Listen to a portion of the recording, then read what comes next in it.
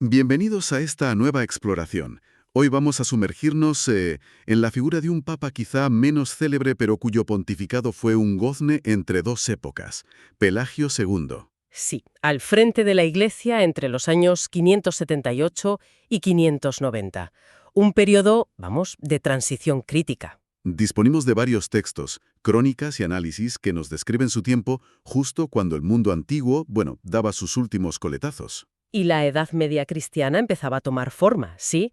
Nuestra tarea hoy es comprender su papel y el de la Iglesia en medio de una tormenta perfecta. Una Roma decadente, la presión de las invasiones, enfermedades devastadoras. Efectivamente, las fuentes pintan un cuadro bastante sombrío de la Roma que hereda Pelagio II.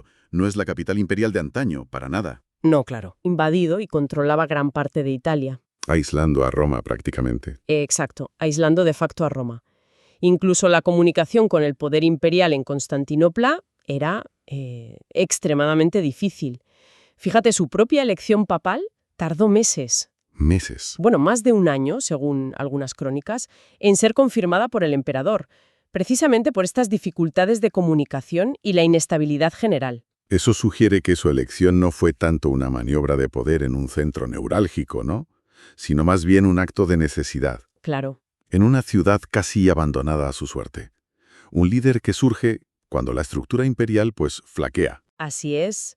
Los textos lo presentan como una elección surgida de la urgencia.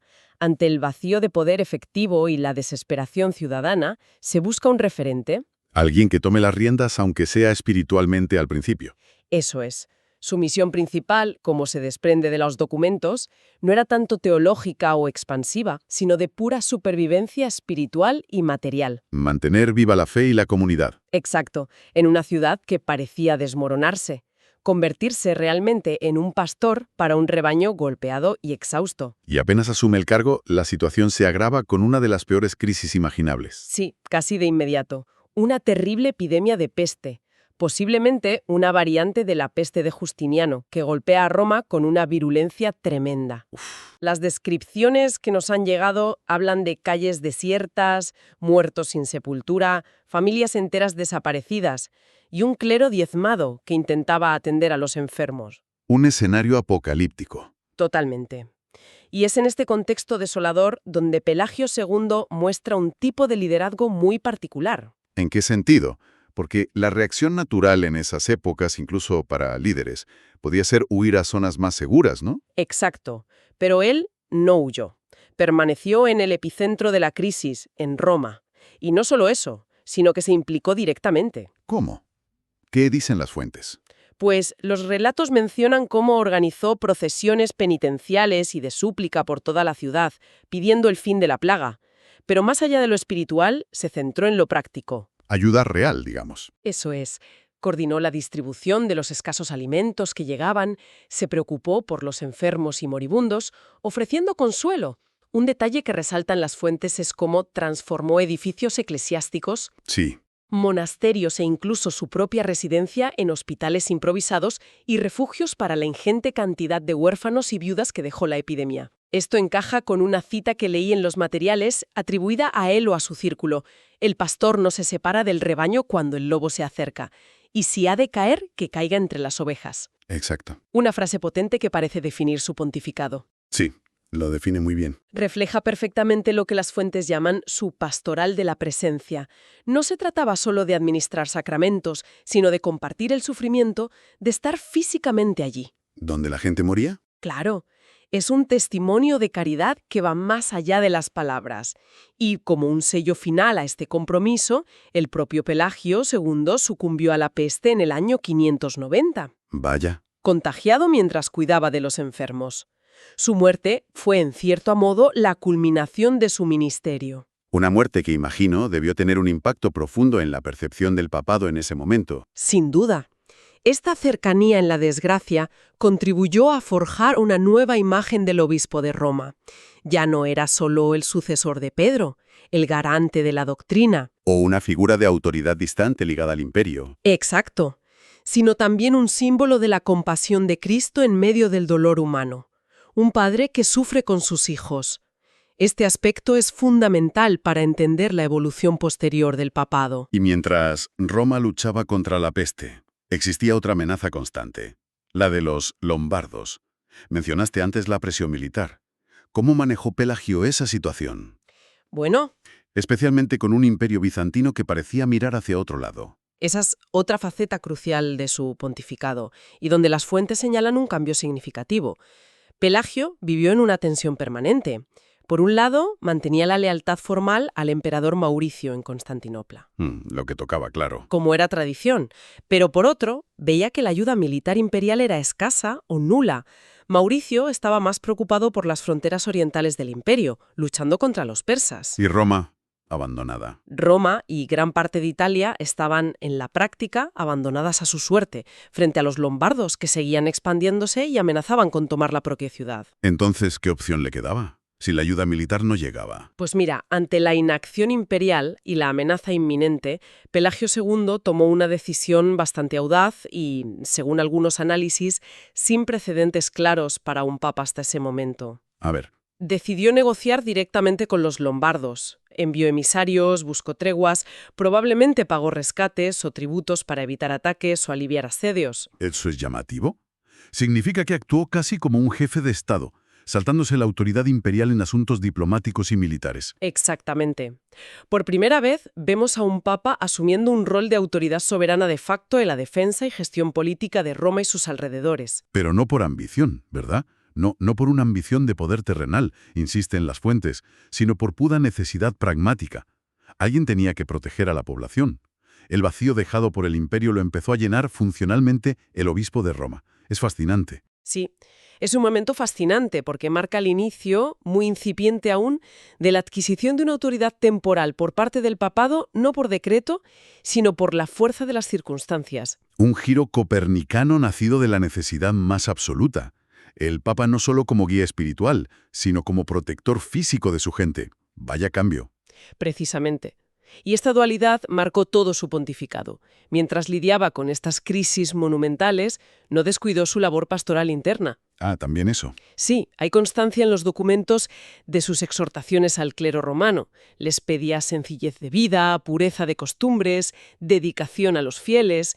Era consciente de que en un mundo que se desmoronaba, el testimonio de integridad de los sacerdotes era más crucial que nunca. Claro, el ejemplo arrastra totalmente. Una frase que se le atribuye, citada en algunos textos, es: «El pastor debe ser el primero en llorar y el último en descansar». Resume bien esa exigencia de entrega total. Mencionaste antes la difícil comunicación con Constantinopla. ¿Cómo fue su relación con la Iglesia de Oriente en medio de todo este caos? ¿Hubo tensiones doctrinales o políticas? Las hubo, sí. Intentó mantener la unidad y la comunicación con el Patriarcado de Constantinopla, pero siempre defendiendo con firmeza lo que consideraba la dignidad y las prerrogativas de la sede romana. Como sucesora de Pedro. Exacto. Hubo roces, por ejemplo, en torno al título de patriarca ecuménico que usaba el patriarca de Constantinopla, un título que Pelagio consideraba que podía menoscabar la posición única de Roma. Entiendo. Muestran a un líder con una fe profunda, convencido de que la verdadera unidad de la Iglesia no dependía de estructuras políticas imperiales, ni de títulos honoríficos. Sino de algo más profundo. Claro, de la comunión en la fe y la caridad, animada por el Espíritu Santo. Defendía la autonomía romana sin buscar una ruptura total, Ojo. Vale, mantener el equilibrio. Todo este panorama de crisis, liderazgo en la adversidad y asunción de nuevas responsabilidades parece preparar el escenario para alguien que vendría justo después. Justo. Y que marcará la historia de forma indeleble. Absolutamente. Y es aquí donde el legado de Pelagio II adquiere otra dimensión. Durante su pontificado había en Roma un diácono de origen noble, muy capaz y respetado, llamado Gregorio. Gregorio, Pelagio confió en él y lo nombró su apocrisario. su embajador, ¿no? Eso es, su representante o embajador permanente ante la corte imperial en Constantinopla. Gregorio pasó varios años allí aprendiendo los entresijos de la diplomacia, conociendo la mentalidad oriental. Pero también viendo los problemas de Roma desde lejos. Y sintiendo la frustración por la lejanía del emperador respecto a los problemas de Roma, exacto. O sea, Pelagio, sin saberlo, estaba forjando a su sucesor inmediato. Qué curioso. Exacto. Estaba formando en el crisol de la crisis y la diplomacia a quien se convertiría en San Gregorio Magno, uno de los papas más influyentes de toda la historia, el verdadero arquitecto del papado medieval. Claro, Gregorio Magno. Gregorio aprendió de Pelagio la importancia de la presencia pastoral, la necesidad de la caridad organizada y la asunción de responsabilidades temporales cuando el poder civil fallaba. Lo que Pelagio hizo por necesidad. Gregorio no sistematizaría y le daría una base teológica y administrativa mucho más sólida después. Es una perspectiva interesante. El pontificado de Pelagio, tan marcado por la oscuridad, la peste, la amenaza constante, visto no como un fracaso o un periodo gris, no.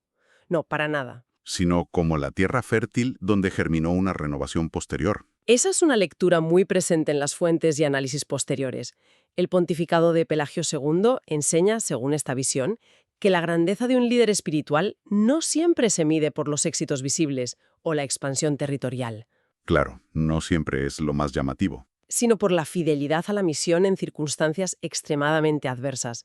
Su liderazgo fue de resistencia, de compasión, de mantenimiento. No tuvo el brillo reformador de Gregorio, pero sin su testimonio silencioso, quizás el pontificado de Gregorio no hubiera sido posible o hubiera sido muy diferente. Entonces, si tuviéramos que destilar el significado más profundo de su legado, conectándolo con esa idea del papado pastoral que se menciona en los textos, ¿cuál sería el núcleo? Pues a ver, un primer punto clave que emerge claramente de las fuentes es precisamente esa transformación del rol papal forzada por las circunstancias. El vacío de poder imperial. Eso es.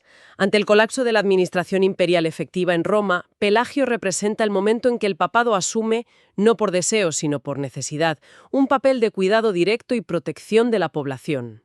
No busca ocupar el trono vacío del César. No, sino ponerse al servicio de la gente. Aquí nace una forma de autoridad que no se basa en la fuerza militar o la burocracia imperial, sino en la entrega, la caridad organizada. En responder a las necesidades básicas. Exacto. Y otro aspecto fundamental que resaltan los textos es cómo su decisión de permanecer en Roma durante la peste y otras crisis solidificó la percepción del obispo de Roma como un padre cercano y fiable. Alguien en quien confiar cuando todo falla. Claro, en un mundo donde las autoridades civiles a menudo huían o eran ineficaces, el Papa se convirtió en la única figura de autoridad constante y presente. Esta confianza ganada a pulso. Esta fidelidad demostrada en la prueba. Fue la base sobre la que se cimentó una autoridad moral y eventualmente política mucho más fuerte que cualquier decreto imperial. Podríamos decir que pasó de ser un primado de honor, o sea, una figura de gran respeto doctrinal, pero con influencia limitada en lo temporal, fuera de Roma, a convertirse en un pastor universal. Por la fuerza de los hechos. Y la necesidad del momento. Exacto, efectivamente. Y su teología, como sugieren algunos análisis, fue más vivida que escrita. No dejó grandes tratados teológicos, pero su pontificado fue un testimonio encarnado. De lo que significa el pastoreo compasivo. Sí, en tiempos de oscuridad. Hay una reflexión en uno de los textos que lo describe como alguien que encendió una pequeña llama de caridad en una Roma helada por el miedo y la muerte. Mostró, con hechos, el rostro de un Dios que no abandona a su pueblo en la tribulación. Qué imagen tan potente. Sí. Y todo esto, visto en perspectiva, implica una especie de purificación de la propia autoridad papal, de la autoridad petrina. ¿Cómo? De ser potencialmente vista como un símbolo de preeminencia y poder dentro de la Iglesia, se redefine en la práctica como un ministerio de servicio y compasión radical. Un cambio silencioso, quizá no totalmente consciente en ese momento, pero con consecuencias decisivas para toda la Edad Media. Un cambio desde dentro, por la propia acción. Claro. Hay una frase en los materiales que lo resume bien. La verdadera corona del Papa, en aquellos tiempos, no nació del oro imperial, sino de las lágrimas compartidas con su pueblo. Entonces, ¿qué significa todo esto al final? Pelagio II emerge de esta exploración no como una figura menor, sino como un puente crucial. Totalmente. Quizás el último papa que vivió plenamente la mentalidad del mundo antiguo, pero cuyas acciones sentaron las bases para una iglesia que tendría que aprender a ser madre y maestra en una era completamente nueva. La medieval. La medieval, claro. Su legado es, por tanto, eminentemente espiritual y pastoral, pero con consecuencias prácticas enormes.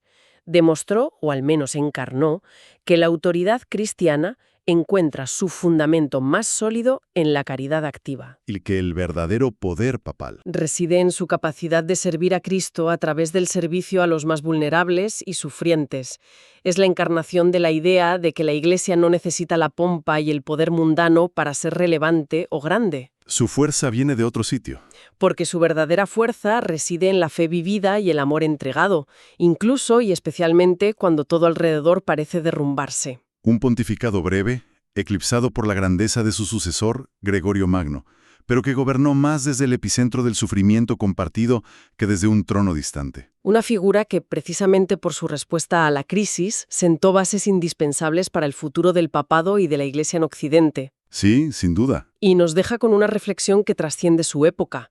¿Hasta qué punto las crisis profundas, ya sean sanitarias, políticas o sociales, como las que él enfrentó de manera tan dramática, Sí. tienen la capacidad de desnudar el liderazgo, de redefinir las instituciones y de revelar su verdadera naturaleza y propósito, tanto en la historia como quizás, en contextos mucho más cercanos a nosotros, ¿no?